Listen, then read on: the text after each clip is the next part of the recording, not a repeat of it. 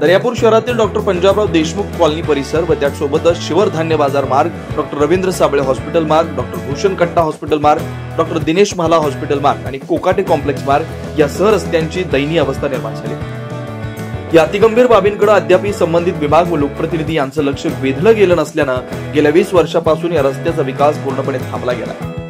या रस्त्याने मार्गक्रमण करताना जनसामान्य नागरिकांसह वयोवृद्ध नागरिकांना, शालेय विद्यार्थ्यांना मार्गक्रमण करताना मोठी तारेवरची कसरत करावी लागते।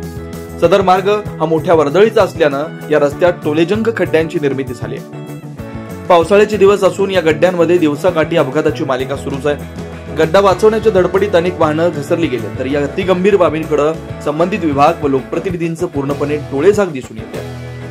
सदर परिसरात नागरिक पालिकेला नियमित कराचा भरणा करत असताना सुद्धा या तुलनेत सेवा सुविधा अपुऱ्या पडतात। संतप्त झालेल्या तरुण युवक ओम संजय राणे यांनी परिसरातील रस्ता कॉन्क्रिटिंग किंवा कमीत कमी डांबरीकरण करण्यासाठी व झोपलेल्या नगरपालिकेच्या अधिकारी व लोकप्रतिनिधींना जागा करण्यासाठी हे आमरण उपोषण सुरुवात केली आहे। उपोषण मंडपस्थळी परिसरातील नागरिकांनी भेटी देत लेखी अभिप्राय सुद्धा नोंदवला।